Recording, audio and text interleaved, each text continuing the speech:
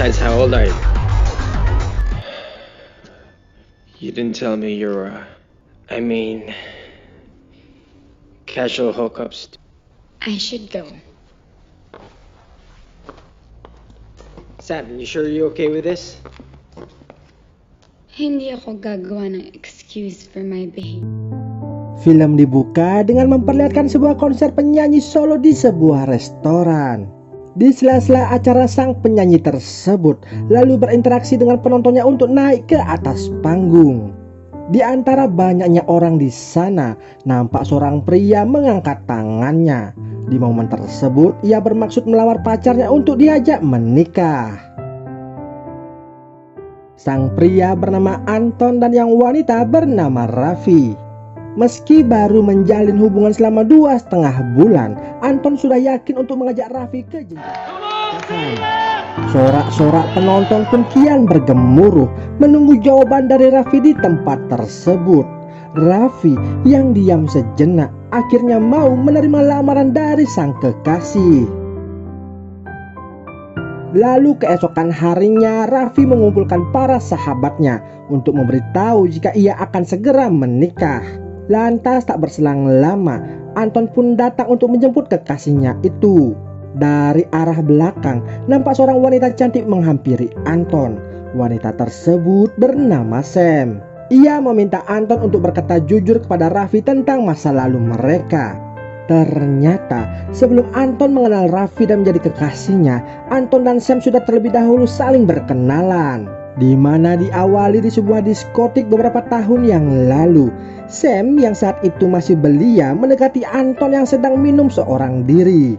Sam yang broken home dan tak merasakan kasih sayang dari seorang ayah sangat terobsesi dengan Anton yang dilihatnya sangat begitu dewasa. Anton yang terbawa suasana akhirnya mengulek-ulek bakpao Sam yang masih tergembok itu di sebuah gedung kosong. Sesudah itu, Anton menyuruh Sam untuk melupakan kejadian sebelumnya dan menganggap tak terjadi apa-apa.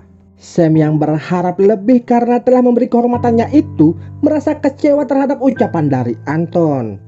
Setelah ia mengeluarkan keluh kesahnya kepada Anton, lantas Sam pergi dari tempat tersebut. Setelah itu mereka pun berbaur dengan teman-teman yang lainnya. Di sini Sam beralasan tak bisa hadir dalam pernikahan Anton dan Raffi dikarenakan ia akan pergi liburan dengan ayahnya.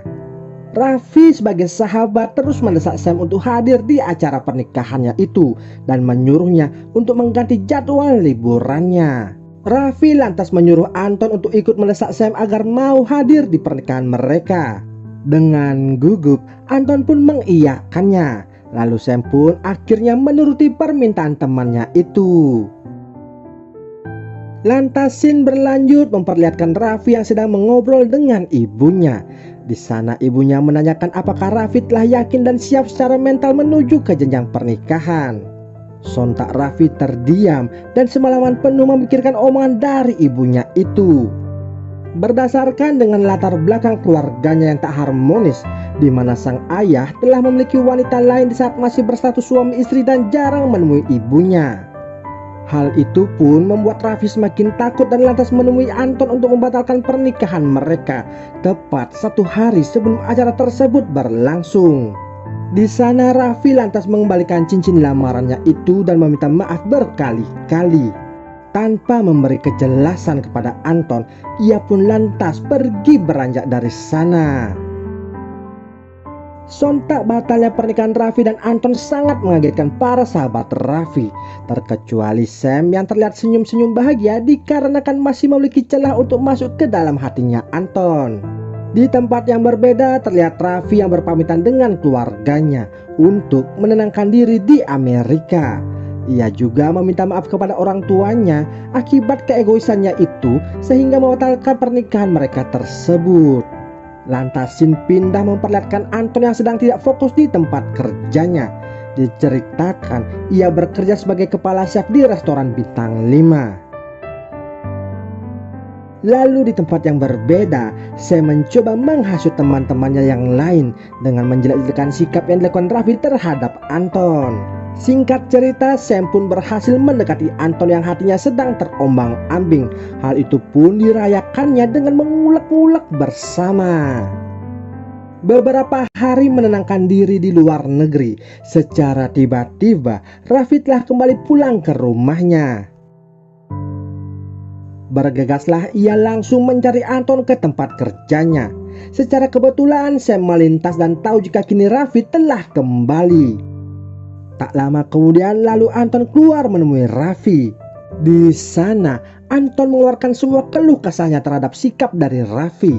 Sambil meneteskan air mata, Raffi menyesal dan menjelaskan ketakutannya akan suatu ikatan pernikahan.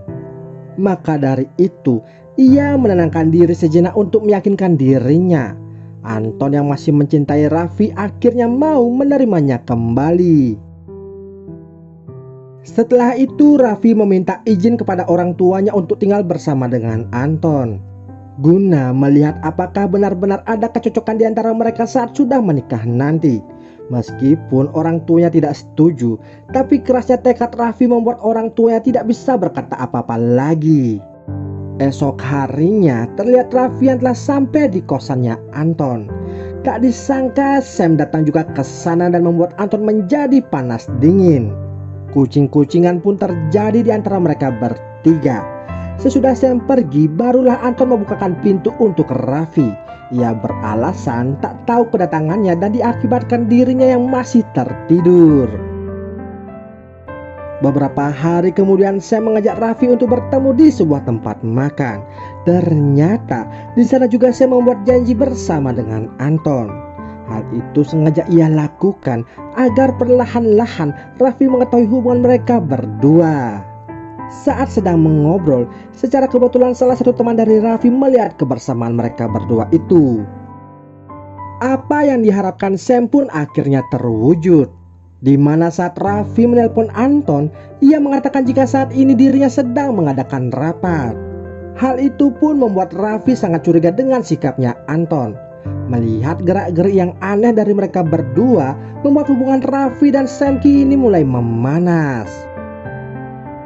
Ditambah lagi pesan singkat yang dikirim dari temannya Raffi dan isi kontak HP dari Anton memperjelas adanya main serong di antara mereka berdua. Untuk memastikan kecurigaannya itu, Raffi pun berbohong dan mengatakan kepada Anton jika ia akan kerja keluar kota selama 2 hari. Ia juga memposting statusnya di sosial media agar Sam melihatnya. Alhasil, Raffi akhirnya melihat secara langsung pacar yang sedang berduaan dengan Sam dan meluapkan emosinya di sana. Sejak saat itu, Raffi memutuskan untuk kembali ke rumahnya dikarenakan ia tidak terima dengan pengkhianatan yang dilakukan oleh Anton. Persahabatan yang telah terjalin sejak lama akhirnya rusak seketika. Saling sindir perang komen pun terjadi di antara mereka. Di sisi lain, Anton yang benar-benar merasa bersalah, ia tidak menyangka hal seburuk ini datang menimpanya. Anton pun berharap diberi kesempatan yang kedua untuk memperbaiki semuanya. Lalu untuk menenangkan dirinya kembali, Raffi pun memutuskan pergi berlibur dengan keluarganya. Di sana Raffi bercerita semua keluh kesahnya kepada ibunya itu. Lalu ibunya memberikan solusi kepada anaknya tersebut. Setelah mendapatkan pencerahan dari ibunya, kini Raffi merasa lebih tenang dan berani mengambil keputusan yang tepat walaupun itu nantinya akan mengorbankan perasaannya sendiri. Lalu di akhir film ini Raffi akhirnya menemui Anton kembali untuk menyelesaikan permasalahan mereka. Nampak Anton yang masih berharap untuk diberikan kesempatan yang kedua atas kesalahan yang ia lakukan. Tapi Raffi tetap teguh akan keputusannya untuk menyudahi hubungan di antara mereka. Meski Raffi masih mencintai Anton, tapi kepercayaan yang ia berikan itu sudah dikhianati dan tidak bisa dimaafkan lagi. Namun di sana juga Raffi mengakui karena kesalahannya pergi begitu saja, kini benar-benar semua tak bisa diselamatkan lagi. Selain itu kini Raffi juga kehilangan sahabat baiknya dari kecil. Semenjak saat itu mereka semuanya berpisah dan menjalankan hidup masing-masing. Dan film ini pun selesai.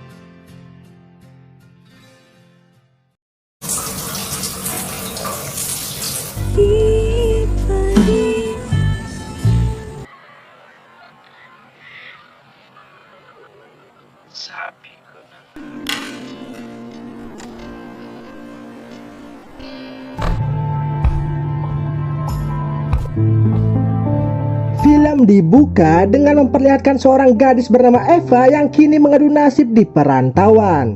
Eva baru saja datang dari desanya dan diterima bekerja sebagai pembantu di rumah seorang model terkenal di kota Manila. Saat membersihkan halaman depan rumah, Eva yang masih polos sangat terkejut melihat rekan-rekan sesama pembantu banyak yang dimarahi saat bekerja. Salah satunya adalah si Lauro yang bekerja tepat di depan rumah majikannya itu. Lauro yang senyum-senyum dengan Eva langsung diomeli oleh bosnya tersebut dikarenakan kerja tidak becus dan doyan lirik-lirik pembantu di rumah tetangga. Lalu di tempat yang berbeda, kita diperlihatkan dengan seorang wanita bernama Victoria yang sedang melakukan sesi pemotretan dengan rekan-rekannya yang bernama Caroline dan juga Andrew. Saat sedang cekrek-cekrek foto di sana, Victoria yang tak kuat digesek-gesek oleh Andrew langsung meminta izin untuk ke toilet sebentar. Tak diduga, Andrew juga mengikutinya dari belakang dan langsung mengulek-ngulek hutan mangrove-nya dengan kecepatan penuh. Tak disangka, tak dinyana, salah satu staf tukang foto datang ke toilet untuk menyuruh Victoria lekas-lekas kembali ke tempat pemotretannya. Dikarenakan cuaca yang sudah mulai mendung dan takutnya tidak mendapatkan pencahayaan yang bagus saat pemotretan nantinya. Sehingga mau harus mau, acara penggarapan sawah Andrew pun akhirnya tertunda. Singkat cerita, pada malam harinya, Victoria yang baru saja pulang bekerja lantas mengajak Andrew untuk mampir ke rumahnya dahulu. Saat Eva menawari makan malam kepada majikannya itu, mereka tergesa-gesa langsung ke lantai 2 dan mengatakan masih kenyang dan belum begitu lapar. Eva yang penasaran dengan suara kelontang-kelonteng dari atas, diam-diam langsung mengikutinya dari belakang dan menguping kegiatan mereka. Ternyata bosnya itu sedang melanjutkan sesi cangkul-mencangkul yang tertunda saat sesi pemotretan sebelumnya. Lalu pada keesokan harinya, Andrew yang sudah terbangun dari tidurnya lantas berpamitan dengan si Eva. Di sana Eva menawarkan sarapan untuk Andrew tapi ia menolaknya dikarenakan Andrew masih merasa kenyang. Eva lalu mengantar kepergian Andrew hingga ke depan rumah. Di sana Andrew bertanya mengapa di usia muda ia tidak melanjutkan sekolahnya saja. Eva lalu bercerita jika ia dari keluarga tidak mampu dan terpaksa putus sekolah demi membayar hutang-hutang orang tuanya dan membantu biaya pendidikan dari adik-adiknya. Andrew yang merasa kasihan lalu menyemangati Eva dan sesudah itu ia pamit untuk pergi pulang ke rumahnya. Sesudah itu, Eva kembali ke dalam rumah dikarenakan Victoria memanggilnya. Di sana, Eva terkejut dikarenakan melihat majikannya itu tanpa memakai selai benang pun sehingga membuat ia merasa sangat malu. Dikarenakan ini pertama kalinya ia melihat bola-bola squishy yang gundal gandul milik orang lain. Hal itu pun membuat Eva penasaran dan langsung mengintip Victoria kembali saat membersihkan diri. Malam harinya, Lauro yang melihat barang baru di sana lantas segera merapat menemui Eva untuk berkenalan. Eva kemudian menyambut baik niatan dari Lauro tanpa ada rasa curiga sedikit pun. Mereka lantas bergosip di sana dan Lauro bercerita jika suara klontang-klonteng Victoria kemarin malam sampai terdengar ke kamarnya hingga membuatnya senam 5 jari. Belum selesai bercerita, si Lauro ini dipanggil lagi oleh majikannya itu sehingga gibah mereka pun akhirnya terhenti. Keesokan harinya, Victoria berkata ingin pergi keluar sebentar dan menyuruh Eva untuk membersihkan kamarnya yang masih berantakan.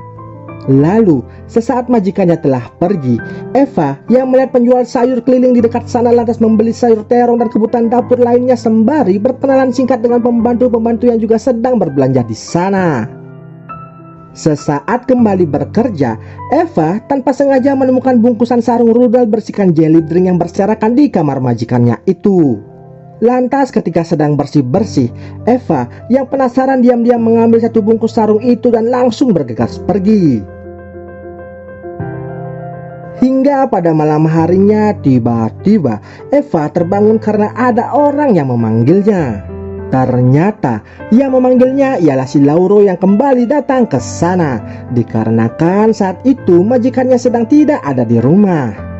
Mereka pun berbincang-bincang sembari menikmati indahnya langit pada malam itu dan saat Eva lengah, hal itu dimanfaatkan oleh Lauro untuk jalan-jalan di hutan Amazon milik si Eva yang masih ting-ting itu. Sesaat Eva menikmatinya, namun ia lalu tersadar dan segera mengusir Lauro dari tempatnya tersebut.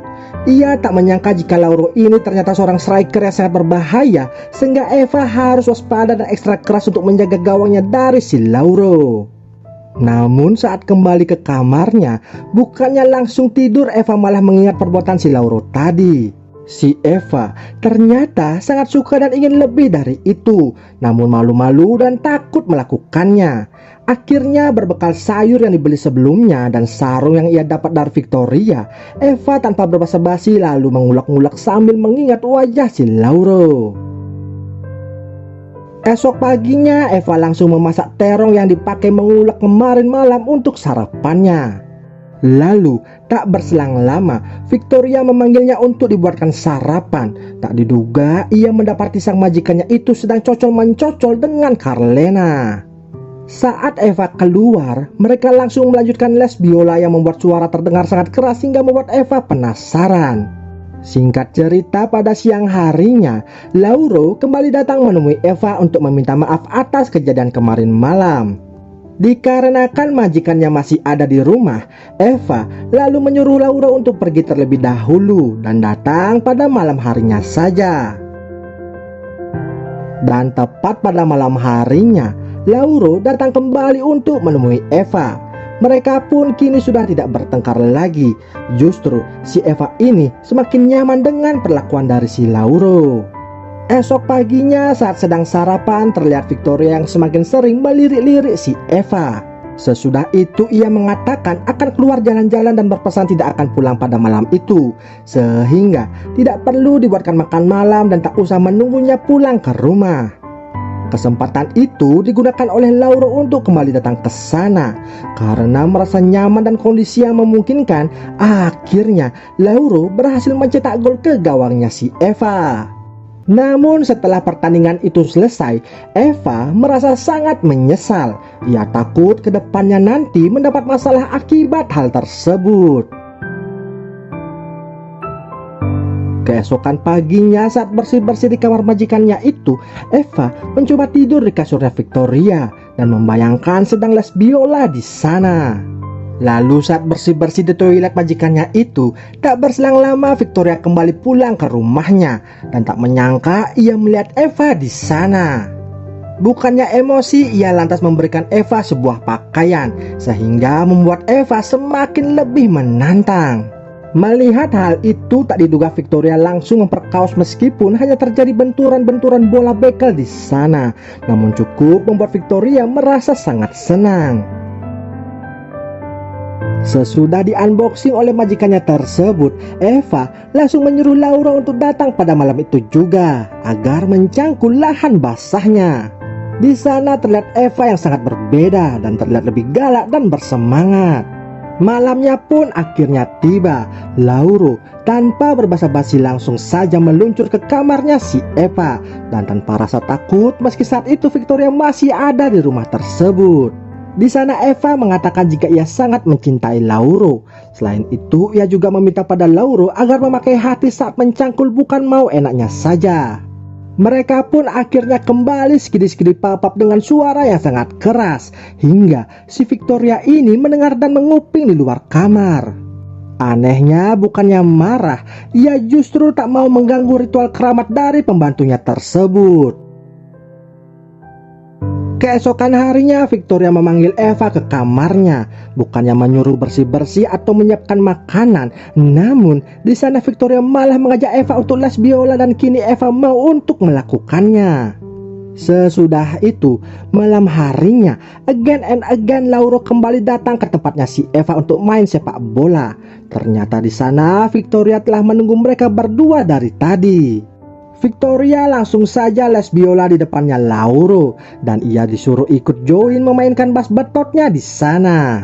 Namun Lauro tidak menyukai kegiatan tersebut dan ingin 1 lawan 1 dengan si Eva dan tidak mau si Eva les biola lagi dengan majikannya itu dikarenakan ia kini benar-benar sangat mencintai Eva. Victoria yang mendengar omongan Lauro langsung emosi dan tertawa mengetahui Eva yang mencintai lelaki yang seperti itu. Eva lalu menghentikan kegiatan les biolanya dan lalu mengejar Lauro. Ia merasa bersalah dengan Lauro dan mengatakan jika ia sangat mencintainya. Melihat ketulusan cinta dari dua orang itu membuat Victoria kini sadar dan lebih menghargai asistennya dan menganggapnya sebagai seorang sahabat. Ia juga merestui hubungan Eva dengan Lauro sehingga mereka tanpa perlu sembunyi-sembunyi lagi untuk merajut kisah cintanya tersebut. Dan film ini pun selesai.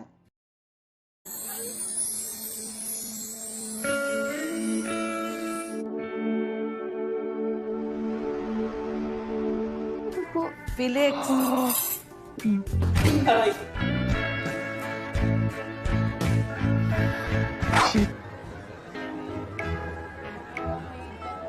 Wow. Ganito pala sa motel, no? Yan ang girlfriend mo. Film dibuka dengan memperlihatkan seorang pria yang bernama Felix.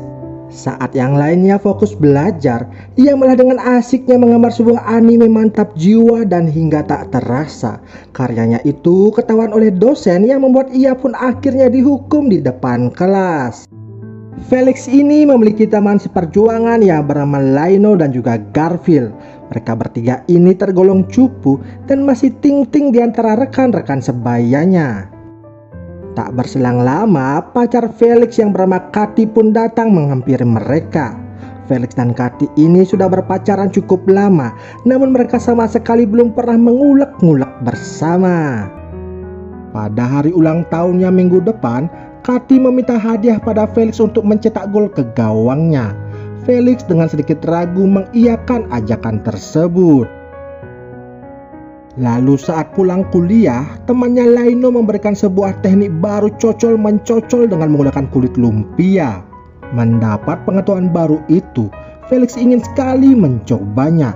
Namun sebelum itu, ia mampir dulu ke regang kaset untuk membeli film sebagai bahan eksperimennya.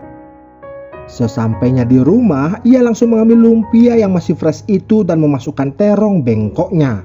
Sedang asik-asiknya olahraga, tiba-tiba bibinya pulang ke rumah dan memberi info jika esok akan ada seorang yang akan datang ke rumah mereka. Tamu yang datang tersebut ialah anak dari teman ibunya dan nantinya akan menginap beberapa bulan di rumah itu juga. Sesudah percakapan itu selesai, bibi Felix yang merasa lapar langsung mengambil lumpia yang ada di atas meja dan langsung memakannya.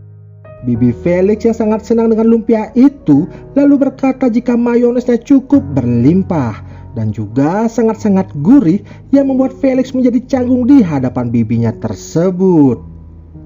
Esok harinya terlihat Felix yang sedang berjalan menuju ke kampusnya. Di tengah perjalanan itu matanya terfokus pada seorang wanita yang baru saja turun dari angkutan umum. Wanita tersebut bernama Katy. Lalu tiba-tiba seorang pria datang mencuri handphone milik Katy. Melihat hal tersebut, Felix langsung bergegas mengejar pencuri itu.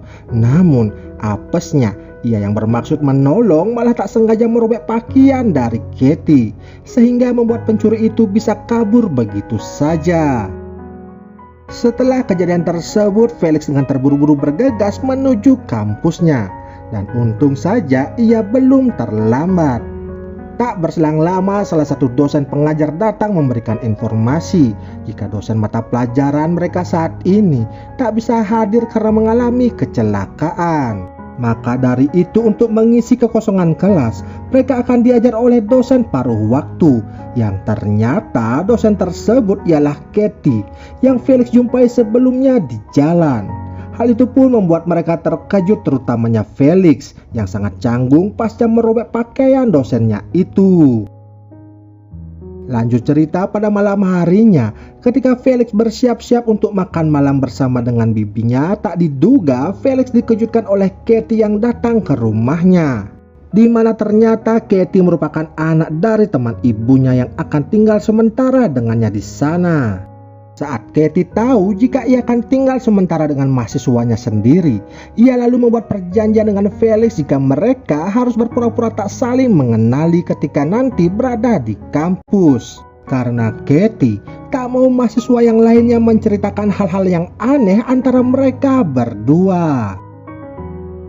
Singkat cerita, tibalah hari ulang tahun pacarnya Felix. Mereka kemudian pergi ke sebuah hotel dengan bermaksud untuk mengulek-ngulek bersama. Akan tetapi, ketika mereka sedang mengulek-ngulek, tiba-tiba Felix menyebut nama Katie yang membuat pacarnya itu emosi dan lalu memutuskan Felix. Lalu pulanglah Felix ke rumahnya. Di sana terlihat Katie meminta tolong untuk menemaninya pergi ke suatu tempat. Ternyata Katie sedang memata-matai dan menangkap basah pacarnya yang sedang main serong dengan wanita lain. Hal itu pun membuat Katie menangis dan merasa sangat-sangat bersedih. Akibat dari peristiwa tersebut, Katie yang masih terbawa emosi lantas melampiaskan kepada mahasiswanya saat sedang mengajar. Felix yang melihat Katie dalam keadaan stres lalu mencoba menghiburnya dengan mengatakan agar Katie jujur dengan perasaannya kepada sang Arjunanya yang main serong di belakangnya. Katie kemudian menelpon pacarnya tersebut dan langsung mengeluarkan unek-uneknya, serta tak lupa juga saat itu ia langsung memutuskan hubungan dengan pacarnya tersebut. Sesudah lega melampiaskan emosi dan juga memutuskan pacarnya itu, Katie seketika kembali ceria dan bersemangat membuka lembaran baru dengan menjalani hari-harinya penuh sukacita. Lalu ketika Katie dan Felix sedang makan bersama, tiba-tiba teman Felix datang ke sana dan menangkap basah mereka berdua yang sedang suap-suapan. Mau harus mau, Felix lalu menjelaskan kepada teman-temannya itu keadaan yang sebenarnya. Dan agar Garfield serta Lino mau tutup mulut, Katie lalu mengajak mereka pergi bersenang-senang ke sebuah bar pada malam itu juga. Nah, mulai dari sinilah hubungan Felix dan Katie semakin dekat dan bermekaran, yang membuat Felix semakin baper serta sangat-sangat bahagia. Hingga di suatu hari ketika Felix baru saja tiba di kampus, ia melihat Katie yang diusir dari tempat itu. Lalu ketika Felix simpang ke pasar, pedagang langganannya itu lantas memanggilnya dengan memberi info jika ada video terbaru yang baru saja keluar. Ketika Felix melihat video yang baru itu, ia dikagetkan dengan wajah Katie yang terpampang di video tersebut. Ternyata video 3GP ini sengaja disebarluaskan oleh mantan kekasih Katie yang tak terima diputuskan secara sepihak. Felix yang lumayan lama melihat video itu membuat perasaannya menjadi campur aduk. Emosinya kian memuncak hingga secara refleks membanting VCD milik pedagang langganannya tersebut. Sesudah itu, seketika Katie menghilang dari kehidupannya si Felix. Hingga suatu malam, Katie tiba-tiba muncul untuk berpamitan dengan si Felix. Terlihat Felix pun sangat bersedih dikarenakan Katie akan meninggalkan dirinya. Di sana ia mengatakan jika ingin ikut bersamanya kemanapun Katie akan pergi. Hal itu membuat hati Katie pun menjadi tersentuh. Ia lalu memberikan kado perpisahan yang sangat spesial untuk Felix dengan membuka gawangnya lebar-lebar untuk Felix mencetak gol di gawangnya tersebut. Beberapa tahun pun berlalu, Felix kini telah bekerja sebagai seorang kreator komik dan telah memiliki pasangan serta kehidupan yang baru. Namun meskipun telah berpisah selama beberapa tahun, Felix masih saja terus mencari keberadaan dari Katie, wanita yang pertama kali mendapatkan segel rudal nuklirnya tersebut. Lalu di akhir film ini terlihat Felix yang kembali datang ke kampusnya. Ia lalu pergi ke atap gedung di mana tempat ia dan juga Katie dulu sering menghabiskan waktu bersama-sama. Tak berselang lama tiba-tiba Katie muncul dari arah belakang Felix dan berjalan menghampirinya secara perlahan-lahan. Terlihat Felix sangat bahagia di sana ketika melihat kedatangan Katie yang selama ini ia nanti-nantikan. Dan film ini pun selesai.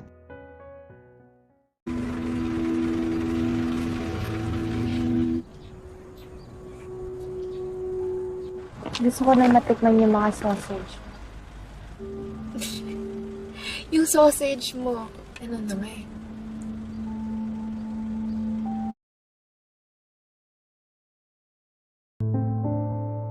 Film dibuka dengan memperlihatkan seorang pria yang bernama Dev. Ia merupakan pemain basket terkenal yang dikala itu sedang melakukan sesi pemotretan untuk sebuah sponsor. Finally, anong petsa na? Just Marie, apprentice ko. Di sana terlihat Dev sangat tertarik dengan fotografer magang yang bernama Mari. Dan singkat cerita mereka pun akhirnya berpacaran. Sedangkan di tempat yang berbeda kita diperlihatkan dengan seorang wanita yang bernama Lila. Dan ia merupakan penggemar berat dari Dev yang selalu update berita terbaru dari idolanya tersebut. Diceritakan Dev mengalami cedera parah yang mengakibatkannya pensiun dini dan beralih profesi sebagai staf pelatih basket, sekaligus membuka usaha makanan siap saji. Mr. Baller to Mr. Beast. Hingga tak terasa 4 tahun pun telah berlalu, di mana Dev dan Mari kini telah menikah dan sedang mempersiapkan kehadiran si buah hati. Namun kebahagiaan mereka sirna begitu saja dikala dunia mengalami pandemi yang membuat usaha Dev bangkrut dan dipecat sebagai staf pelatih akibat liga basket yang berhenti tanpa kepastian. Dampak dari semua itu membuat Mari menjadi stres dan keguguran akibat permasalahan ekonomi tersebut. Dev lantas menyarankan agar menjual kedua rumah mereka untuk biaya bertahan hidup. Namun Mari menolaknya dikarenakan Dev tidak memberikan solusi yang terbaik sehingga membuat Mari semakin emosi kepadanya. Hindi ko gusto mawala ng trabaho. Hindi ko alam na magsasara pala yung mall. Pero Dave, mag-isip ka! Mahal! Tak berselang lama Dev mendapat orderan makanan dari seseorang dan janjian bertransaksi di keesokan harinya. Ternyata yang memesan makanan tersebut ialah si Lila. Terlihat Dev terpesona pada pandangan pertama hingga membuatnya menjadi sangat salah tingkah. Yung sausage mo. Tama. Di satu sisi Lila yang kini telah dewasa tentu tak menyia-nyiakan kesempatan itu, dan ia pun lantas mengajak Dev untuk makan bersama-sama. Yung mga sausage. Dev pun langsung mengajak Lila ke rumah pribadinya yang lain dan di sana mereka pun saling bercerita tentang kehidupan masing-masing. Di mana Lila bercerita jika ia merupakan selebgram dan berterus terang sudah menjadi penggemar berat Dev sejak sedari kecil. Bahkan mereka pernah dekat, namun di sana Dev berkata jika ia tak ingat sama sekali dikarenakan sudah terlalu lama. Lila juga mengatakan jika ia tahu mengenai istri Dev yang saat ini sedang merintis usaha bunga hias dan sedang bekerja sama dengan bibi sahabatnya yang memiliki kedai kopi. Perbincangan mereka berlangsung cukup lama, disertai minum-minum bersama yang membuat Lila kepanasan dan memberi kode keras kepada Dev untuk mengecasnya. Dev yang kebetulan sudah lama tidak mendapat asupan nutrisi lantas tak menyia-nyiakan kesempatan tersebut. Dan sesudah itu mereka pun akhirnya cangkul-mencangkul bersama-sama. Seusai kerja kelompok, secara diam-diam Lila memfoto kedekatan mereka tanpa Dev sadari. Bahkan setiba di rumah, Dev selalu ditelepon oleh Lila yang membuatnya risih dan langsung memblokirnya karena takut aksinya itu ketahuan oleh Mari. Tentunya hal tersebut membuat Lila menjadi emosi dan secara diam-diam mengikuti Dev di keesokan harinya hingga ke tempat kerjanya. Saat bertemu dengan Dev, Lila meluapkan emosinya dikarenakan idolanya itu kabur begitu saja. Dev lalu meminta maaf dan menjelaskan jika ia sudah berkeluarga, serta menganggap itu semua hanyalah cinta satu malam saja. Pasensya na. Pero mahal ko ang asawa ko. Lila yang tak terima diperlakukan seperti itu, ia pun lantas pulang dan langsung curhat di sosial medianya mengenai perilaku dari idolanya tersebut. Siya yung nagkamali. Lalu di keesokan harinya saat Lila datang ke kedai kopi sahabat bibinya itu, ia tak sengaja bertemu dengan Mari. Mereka pun berkenalan dan singkat cerita menjadi teman yang sangat akrab. Mari lantas menyadari jika video viral yang ia tonton ialah sosial media dari si Lila dan menanyakan apa yang terjadi. Di sana Mari belum tahu jika curhatan itu untuk Dev suaminya sendiri. Lila lalu mengatakan jika itu hanya curhatan biasa kepada seseorang yang menyakitinya. Mendengar hal tersebut membuat Mari menjadi kasihan dan lantas menyemangatinya. Sejak menerima perhatian kecil itu, Lila kini berbelok dan menaruh hati kepada Mari. Sepulang ke rumah, Mari melihat Dev begitu berantakan yang ternyata sedang memakai narkoboy. Mari saat emosi di saat ekonomi yang sedang tak menentu, Dev justru menghamburkan uang dengan membeli barang haram tersebut. Dev pun beralasan jika ia membeli itu untuk menghilangkan stresnya sejenak. Namun Mari tidak terima. Argumen dari Dev yang membuatnya semakin emosi dan lalu pergi meninggalkan Dev begitu saja. Mari pun kembali ke kedai kopi dan mengajak Lila bertemu. Guna menghilangkan stresnya, Mari lantas meminta Lila untuk menjadi model fotonya, di mana hobi yang telah lama ia tinggalkan pasca menikah dahulu. Perlahan-lahan Mari mulai suka kepada Lila. Di sana ia pun bertanya apakah Lila sekarang memiliki pacar atau tidak, sembari memberi kode jika dulu ia merupakan seorang lesbiola. Mendengar hal itu, Lila tanpa berbasa-basi langsung mengecas Mari di tempat tersebut. Esok harinya Mari mengundang Lila untuk datang ke rumahnya. Saat melihat foto Dev, Lila kembali emosi dan mencoba meninggoikannya di sana. Beruntung Mari datang tepat waktu dan menggagalkan aksi Lila tersebut. Lila lantas berterus terang jika dulu ia pernah kerja kelompok bersama dengan Dev. Melihat bukti-bukti yang dibawa oleh Lila membuat Mari menjadi emosi dan langsung mengusirnya seketika. Mari yang sudah lelah dengan perilaku Dev kemudian meninggalkannya dan pergi ke tempat Lila untuk menghilangkan stresnya sejenak, sembari meminta maaf atas perilaku sebelumnya. Sesudah beres kerja kelompok, ia pun kembali pulang ke rumah dan berdebat dengan suaminya. Di sana Mari berkata jika ia sudah tahu semuanya, dan Mari jujur kalau ia juga melakukan hal yang sama untuk membalas dendam. Mendengar hal itu, Dev sangatlah marah dan ketika akan menyemes Mari, untungnya Lila datang tepat waktu. Dev pun meluapkan emosinya kepada Lila dan di saat ia lengah, Mari menyemesnya hingga membuat Dev pingsan seketika.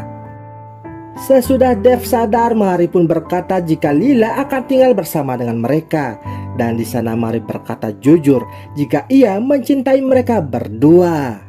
Dev sangat terkejut dan menganggap hal itu adalah perbuatan yang tidak benar. Namun Mari tidak peduli dengan semua ucapan dari suaminya tersebut.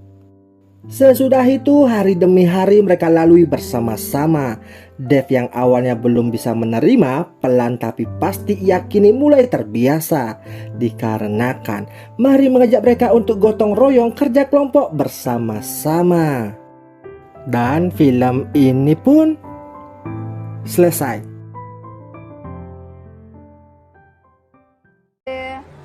Mabait siya. Guwapo. Nangyari sa'yo. May LBM kasi ako eh. Ba! Ma! Si Beth po. Hello po. Ano? Bakit parang bakit? Berlatar belakang aktivitas belajar di sebuah kelas. Di sana nampak terlihat seorang murid yang bernama Ana diganggu oleh teman-temannya. Lalu dari arah belakang seorang wanita bernama Beth datang menegur teman-teman prianya itu dengan memukul mereka berkali-kali. Diceritakan, Beth merupakan siswi yang baru pindahan ke sekolah tersebut. Dalam percakapannya dengan Ana di dalam toilet itu, Beth mengatakan jika ia seorang anak tunggal yang sering berpindah-pindah sekolah mengikuti orang tuanya yang dinas ke luar negeri. Ia pun hanya sementara di Manila dan sesudah itu akan pindah sekolah lagi sesudah tahun ajaran ini berakhir. Sebagai ucapan terima kasih, Ana lalu mengundang Beth untuk datang ke rumahnya dan ikut merayakan pesta ulang tahun ayahnya. Mendengar hal itu dengan senang hati, Beth lalu mengiyakan ajakan tersebut. Singkat cerita, pada malam harinya, Ana bercerita kepada orang tuanya jika ia memiliki teman baru yang bernama Beth dan meminta izin kepada mereka untuk mengundang Beth hadir ke acara pesta ulang tahun ayahnya.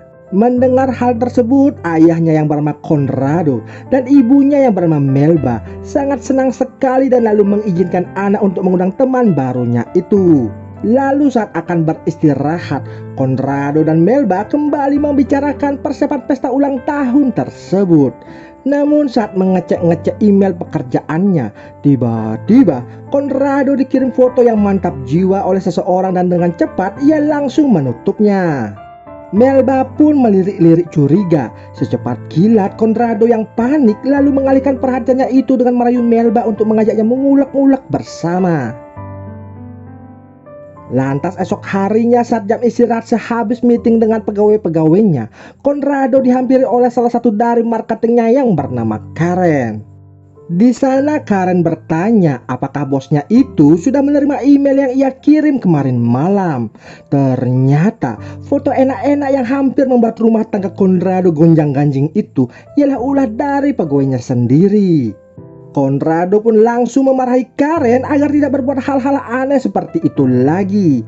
Karen yang kaget dimarahi bosnya habis-habisan, sontak menangis dan lalu meninggalkan ruangan tersebut. Alkisah main serong ini bermula saat perayaan Karen berhasil mencapai target penjualannya di awal bulan bekerja. Dan dalam suasana euforia minum-minum bersama, di saat itu juga Conrado yang sedang bertengkar dengan istrinya lalu curhat perihal keluarganya kepada Karen. Karen yang mendengar curhatan dari bosnya itu, secara perlahan-lahan ia mulai terbawa suasana dan lalu memberi kebutuhan nutrisi yang dibutuhkan oleh bosnya tersebut. Seusai mengenang hal-hal enak itu, Conrado lalu laporan kepada istrinya jika ia akan lembur bekerja dan pulang larut malam. Namun, karena istrinya yang overthinking akibat terlalu cemburuan, ia lalu memutuskan untuk mendatangi suaminya ke kantor dan menyuruh pembantunya untuk menjaga rumah. Di satu sisi saat istrinya dalam perjalanan ke kantor suaminya, Conrado yang baru selesai membuat kopi dan akan kembali ke ruangannya itu, ia dikagetkan dengan kemunculan Karen yang ternyata belum pulang dari sana. Meski baru dimarahi habis-habisan oleh bosnya itu, Karen mengatakan jika ia tidak bisa move on dari terong saktinya Conrado. Bosnya lalu mewanti-wanti jika kemarin itu hanyalah cinta satu malam dan tidaklah lebih dikarenakan ia sangat mencintai istrinya meski rada posesif. Karen yang tak putus asa lalu menyerang pertahanan sarang bosnya itu dengan formasi 4-3-3 dan berhasil menjinakkan ular piton tuan Conrado yang mulai aktif mengeluarkan bisanya. Beruntungnya pertandingan yang berakhir 1-0 untuk kemenangan Conrado tak diketahui istrinya yang baru saja tiba di tempat kerjanya.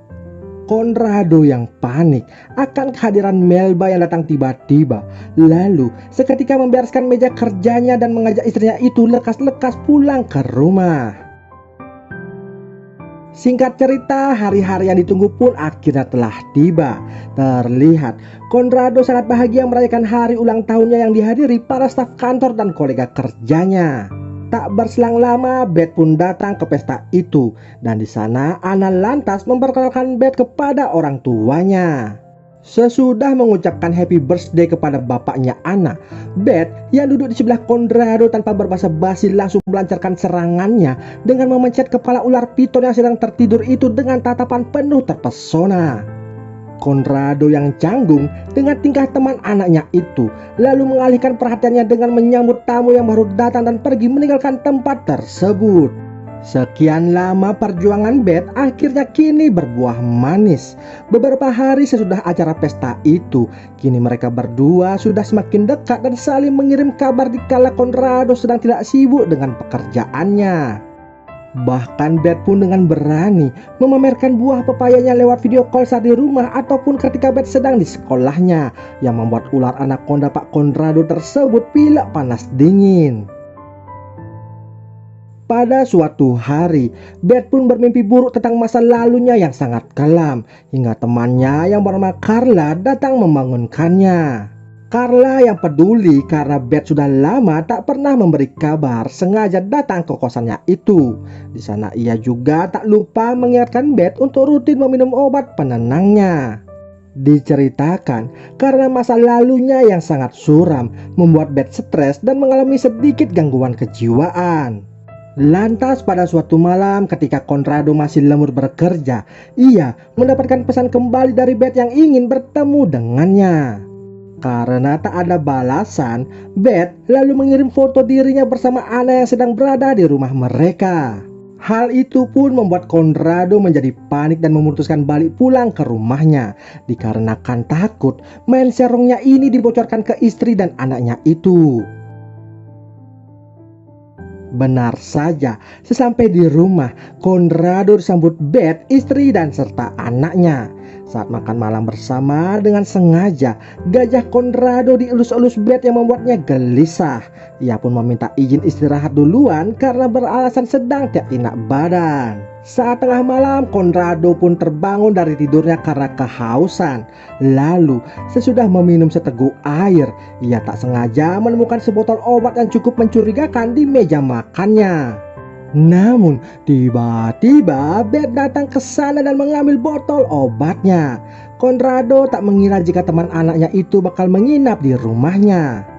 Di sana, Conrado meminta Beth untuk mengakhiri hubungan mereka dan tak mengusik keluarganya lagi. Namun Beth tak mau berpisah dan malah balik mengancam Conrado dengan menyebarkan video-video nakal mereka kepada istrinya jika Conrado memutuskan Beth secara sepihak. Mau harus mau, Conrado pun akhirnya mengikuti keinginan dari teman anaknya itu. Lalu pada suatu hari Conrado beralasan kepada istrinya jika ia mendadak akan pergi keluar kota untuk mengurusi sebuah pekerjaan. Ternyata ia malah skidi-skidi papap bareng Beth di sebuah penginapan nonstop 24 jam OAOE di sana. Hingga beberapa hari pun berlalu, saat Melba dan Conrado selesai beribadah di gereja, ia mendapatkan pesan dari Beth yang meminta segera menemuinya. Dan jika tidak menurutinya, ia akan membocorkan hubungan mereka pada orang lain. Conrado pun bergegas pergi serta beralasan pada istrinya lagi jika ada urusan darurat dengan kliennya dan akan menghubungi istrinya jika urusan tersebut telah selesai. Mendapat ancaman seperti itu membuat Conrado emosi disertai campur aduk perasaan yang sangat-sangat panik. Ia lalu mengendarai mobilnya dengan kecepatan penuh untuk menemui Beth segera di suatu tempat. Sesampainya di sana, Conrado dikejutkan dengan keberadaan wanita lain yang tak ia kenal. Ternyata Beth mengajak Carla dan meminta Conrado bermain bersama-sama dengan mereka berdua. Di sana Beth pun berjanji kepada Conrado jika ini merupakan permainan terakhir mereka. Dan sesudah itu ia akan meninggalkan Conrado serta tak mengganggu kehidupannya lagi untuk selama-lamanya. Singkat cerita, saat OAOE bersama, dengan sengaja Beth memberikan Carla minuman anggur berisikan serbuk pembuat tidur. Lalu ketika Carla mulai tepar secara bersamaan, Conrado pun lantas dijadikan sate oleh Beth teman anaknya itu. Setelah selesai menyate Conrado, Beth kemudian meninggalkan mereka dengan menaruh barang bukti di tangan Carla. Ternyata Conrado dijadikan bahan pelampiasan amarah Beth yang terpendam dari kecil akibat ia sering di smackdown dan diperkaos ayah kandungnya selama ini. Dan film ini pun selesai. Tubig lang ako. Parang di na ba? Kailan yung susunod? Bukas? Teka, mamaya. Ano nakakaingit yung sumunod ka, no? Reggie, anong nagawa mo dito? Kain muna tayo. Ay, buwak pumasok.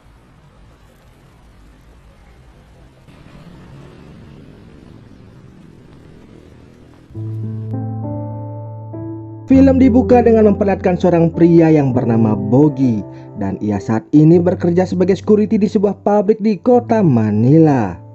Saat sedang bertugas, Bogi ditelepon oleh pacarnya yang bernama Monica.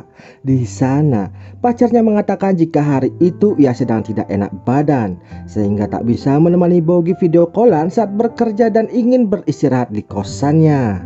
Sesudah pergantian shift jaga dengan rekan kerjanya, Bogi yang perhatian ini berencana menjenguk Monica di kosannya. Namun sebelum itu ia pulang terlebih dahulu guna berganti pakaian dan membawakan Monica buah-buahan. Sedangkan di tempat yang berbeda, terlihat dua orang wanita di mana mereka ini ialah teman indokosan bareng Monica yang pada saat itu mengajak seorang pria berkunjung guna menawari mereka pekerjaan. Pria tersebut bernama Raji. Raji merupakan anak dari keluarga ormas yang cukup berpengaruh di kota tersebut, di mana ia akan menawari Monica beserta teman-temannya sebuah pekerjaan dengan gaji yang super besar. Monica yang yatim piatu dan kini hanya bisa bekerja di spa dengan gaji pas-pasan begitu senang mendengarnya. Ia berharap dengan gaji barunya itu ia bisa mencukupi biaya hidup adik-adiknya yang saat ini dititipkan di bibinya. Mereka pun merayakannya dengan minum-minum bersama. Dan di saat bersamaan, Monica mendapat telepon dari atasannya yang emosi karena hari itu ia tidak masuk bekerja serta tak memberi kabar sebelumnya. Raji yang melihat peluang emas tersebut lalu ingin mencetak gol pada saat itu juga. Awalnya Monica menolak, namun demi mendapatkan pekerjaan baru itu, ia pun akhirnya membiarkan Raji mencetak gol di gawangnya tersebut. Di saat pertandingan itu sedang berlangsung, Bogi yang baru saja tiba di sana tanpa sengaja menonton dari arah jendela yang membuat Bogi meneteskan air mata bercampur rasa sakit hati. Ia yang sudah emosi dan hilang akal sehatnya lalu melukai Raji dengan memukulnya hingga tak sadarkan diri. Melihat Raji yang terkapar, Bogi pun langsung kabur melarikan diri dan bergegas pulang pergi ke rumahnya. Di sana ia pun curhat kepada ibunya tentang kejadian tersebut. Ibundanya yang takut jika anaknya nanti terkena masalah yang besar dan masuk ke penjara. Ia pun lalu bergegas mengajak Bogi untuk datang menemui pamannya guna meminta pertolongan, di mana pamannya sendiri merupakan seorang bos mafia yang kebetulan juga memiliki jabatan di kepolisian.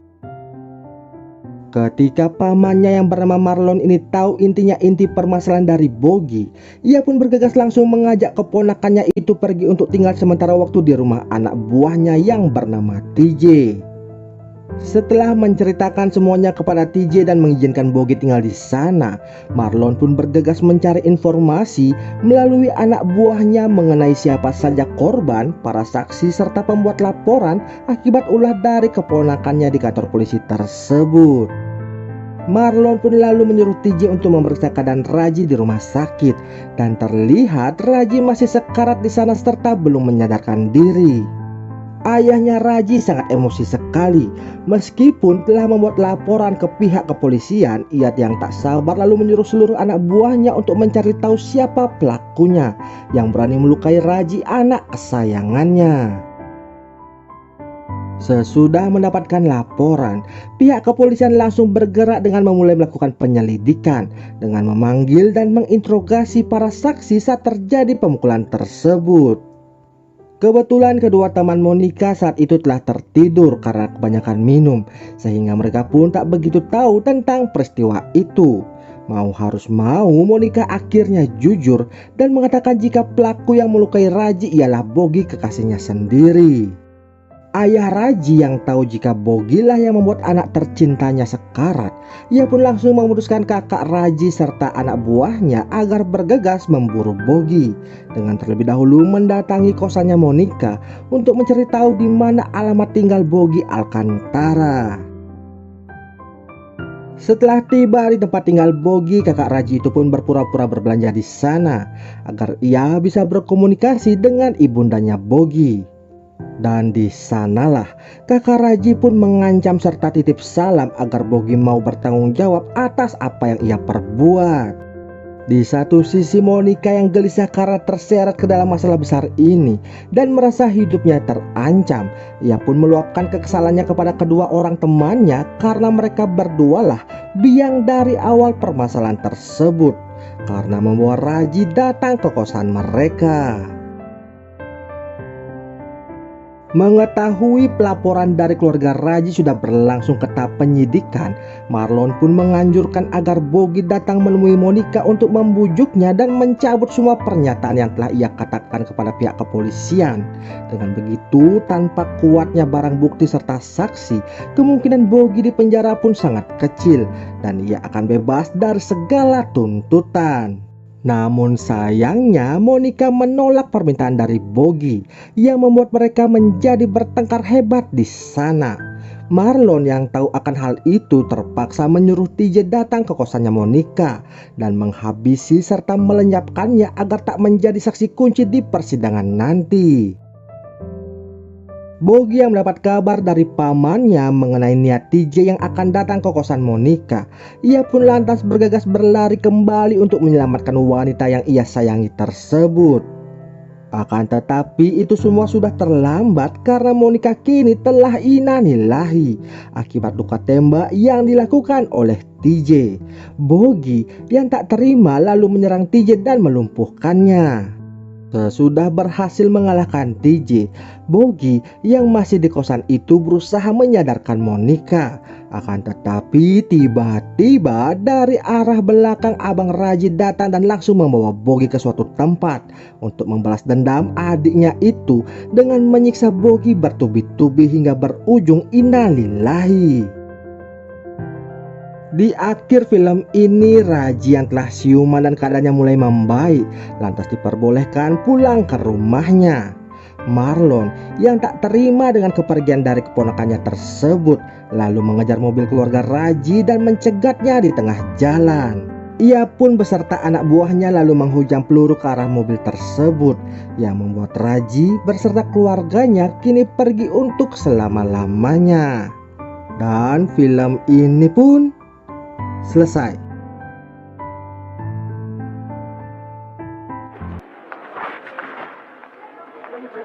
Nika Ramos tinatanggap mong maging asawa si Bob. Iharap ko siya kay Lord.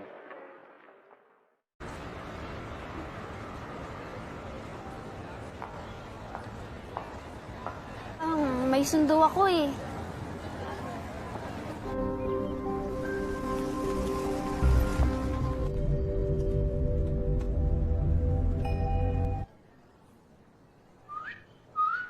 Basta, don't ask me na lang kung saan ako nag-aaral. Remember. Film akan berfokus pada seorang wanita yang bernama Jaira. Ia adalah mahasiswi yang memiliki pekerjaan sampingan sebagai kupu-kupu malam. Saat Jaira sedang bekerja, ia memberitahu peraturan apa-apa saja yang boleh dilakukan oleh tamunya pada malam itu. Tanpa mengeluh sedikit pun, tamunya yang bernama Ronan ini lantas menyetujui semua persyaratan yang diberikan oleh Jaira. At wala akong problema. Bukannya langsung mengulek-ngulek, Ronan malah curhat jika ia baru saja ditinggal pergi oleh pacarnya akibat kecelakaan. Karena wajah Jaira yang mirip dengan si almarhum saat membuka aplikasi ijo-ijo tersebut, maka dari itu ia memesan jasa layanan dari Jaira. Untuk mengenang almarhum kekasihnya, Ronan meminta Jaira untuk menggunakan pakaian sekolah saat mengulek-ngulek bersama dengan maksud dapat bernostalgia seperti dahulu.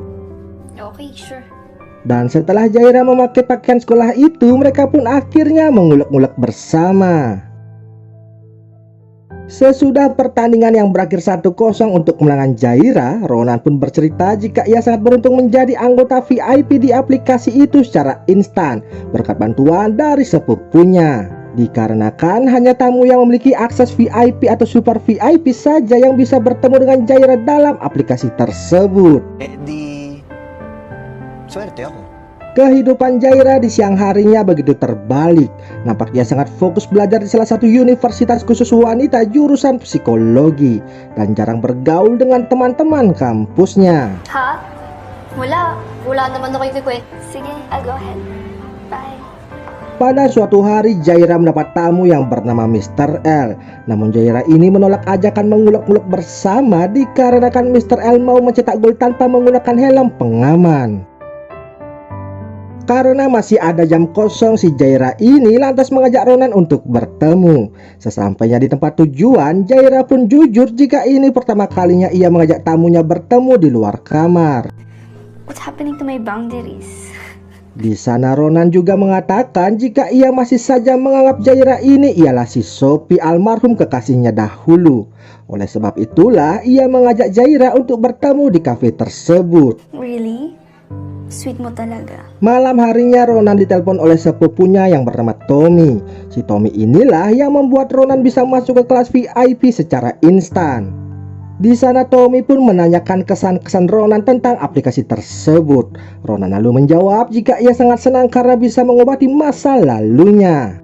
Bos Jaira yang bernama Madam yang saat itu bersama Tommy mencoba menawarkan Ronan untuk berkencan dengan orang baru. Tentu saja Ronan menolaknya karena ia sudah paten dengan gocekannya si Jaira. Good night po, madam. Hari demi hari hubungan Ronan dengan Jaira semakin dekat. Nampak mereka saling bertukar pesan, berlanjut telepon-teleponan hingga mengunjungi tempat tinggalnya si Ronan. Lalu ketika di rumah Ronan, Jaira menawarkan diri untuk menjadi Sophie agar mengobati kesedihannya si Ronan. Karena menurut ilmu psikologi yang dipelajari di kampus, bermain peran bisa mengobati luka hati dari seseorang.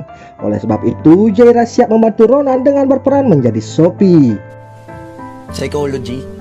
Pada suatu hari, bos Jaira menghubunginya dan menanyakan kepada Jaira kenapa hanya mau menemui Ronan saja.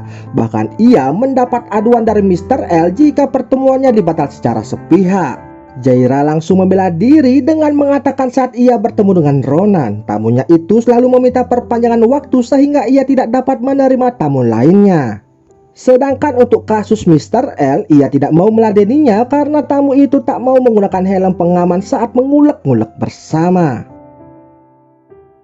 Ia yang biasa protektif dan tertutup masalah urusan pribadi terhadap tamu-tamunya, kini mengizinkan Ronan lebih mendalam memasuki kehidupannya.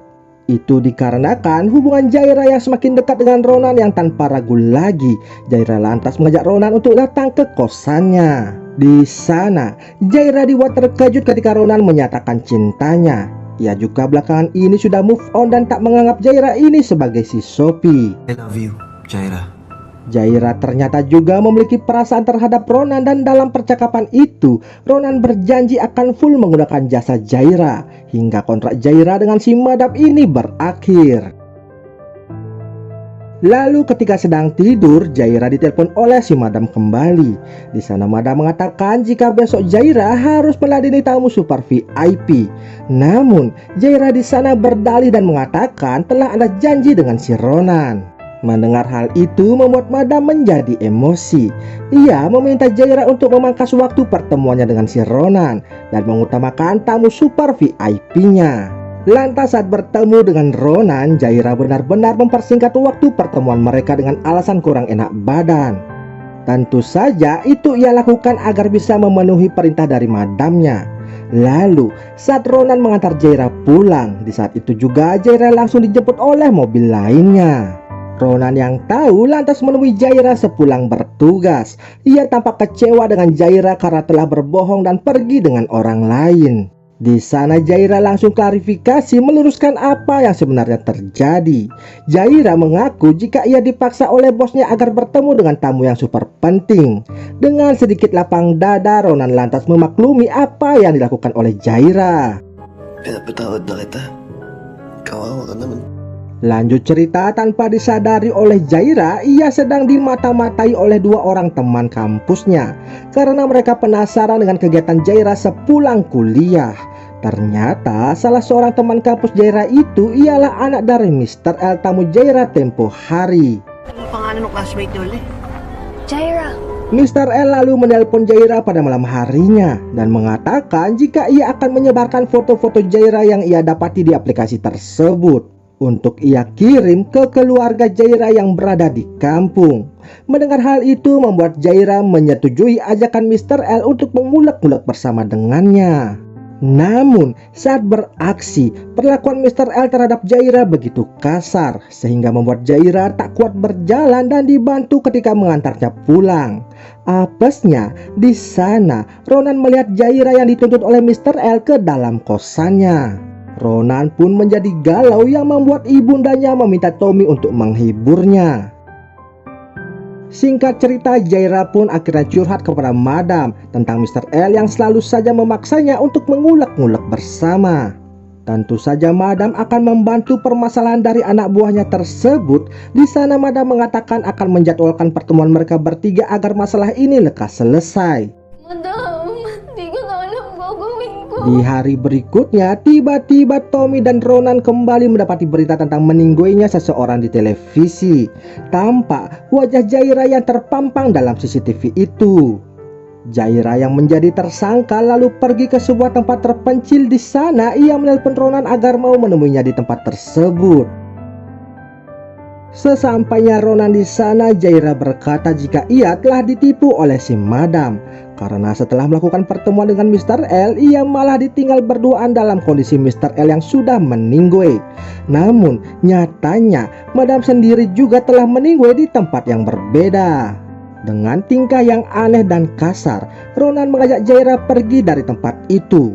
Dan ternyata pelaku tersebut tak lain tak bukan ialah Ronan itu sendiri. Si Conan, yung kakambal niya sa loob. Di sana baru terungkap jika Ronan memiliki kepribadian ganda, di mana pribadi satunya yang bernama Conan ini ialah yang membuat anak buah Madam dan lainnya meninggoy, serta ia jugalah yang ternyata mendorong Sophie hingga terjatuh dan innalillahi. Itu ialah cara Ronan menunjukkan cinta kepada kekasihnya, serta cara Ronan memperlakukan orang jika tak menuruti kemauannya.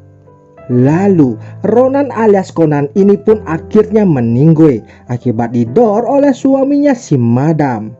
Dan tak lama kemudian polisi pun datang untuk mengamankan keduanya. Dan film ini pun selesai.